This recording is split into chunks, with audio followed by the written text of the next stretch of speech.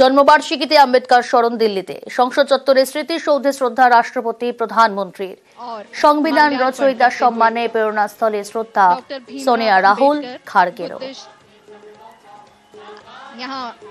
और अब माननीय प्रधानमंत्री श्री नरेंद्र मोदी बुद्ध बाबा साहेब के लिए सम्मान कांग्रेस नेता राहुल गांधी जी। ওপার বাংলার খবরের দিকে নজর রাখা যাক। বাংলাদেশে আক্রান্ত ও অসম্মানিত মুক্তিযোদ্ধারা সরব শেখ হাসিনা আগুন নিয়ে খেললে তাদের নিজেদেরই পড়তে হবে। তদারকি সরকারের বিরুদ্ধে অডিও বার্তায় কড়া আক্রমণ মুজিব কন্যার। এই আগুন নিয়ে যে খেলা তারা শুরু করেছে, এই আগুন নিয়ে খেললে সেই আগুনে নিজেদেরও পড়তে হয়, এটা তারা ভুলে গেছে। আমাদের ইতিহাস মুছে ফেলা হচ্ছে, স্বাধীনতা সংগ্রামের সকল চিহ্ন মুছে ফেলা হচ্ছে।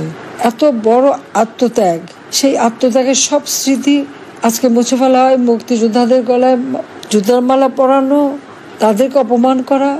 যে সব জায়গায় মুক্তিযুদ্ধ হয়েছিল, আমরা প্রত্যেকটা জেলায় একটা করে মুক্তিযুদ্ধ কমপ্লেক্স গড়ে তুলি, যাতে ইতিহাসগুলি যেন আমাদের প্রজন্মের পর প্রজন্ম জানতে পারে। সেগুলি আজকে সব জ্বালিয়ে পুড়িয়ে ছারখার করা হয়েছে।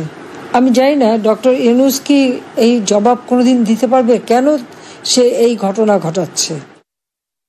এই একটা সুদখোর, ক্ষমতালিপ্সু, অর্থলিপ্সু, আত্মকেন্দ্রিক ব্যক্তির ক্ষমতার লোভ, বিদেশের সাথে চক্রান্ত করে বিদেশি অর্থ নিয়ে আজকে দেশটাকে ধ্বংস করে দিয়েছে। আর সেই সাথে ওই বিএনপি জামাত তাদের দখলদারি, খুন, নির্যাতন একই সাথে তারা চালাচ্ছে।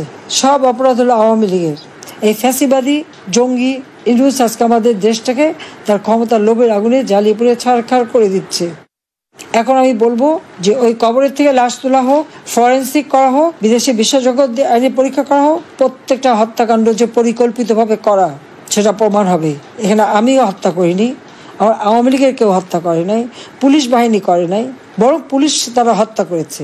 15 জুলাই থেকে যত হত্যাকাণ্ড এবং যত ধ্বংসযজ্ঞ চলেছে, অগ্নি সন্ত্রাস চলেছে, কেন এটা বিচার হবে না? কারণ এটা যে ইউনূস সাহেব নিজে করিয়েছে, সে তো পরিকল্পিতভাবে সব করে। যে এর দায় তাকে নিতে হবে এবং এর বিচার একদিন তার হবে, এবং যারা এই হত্যার সঙ্গে জড়িত তাদের বিচারও হবে। শিবিরের ক্যাডার, তাদেরকে পুলিশের ড্রেস পরিয়ে নামিয়েছে। বিএনপি তো ব্যস্তই আছে লুটপাটে, প্রতি পদে পদে মানবাধিকার লঙ্ঘন করে যাচ্ছে।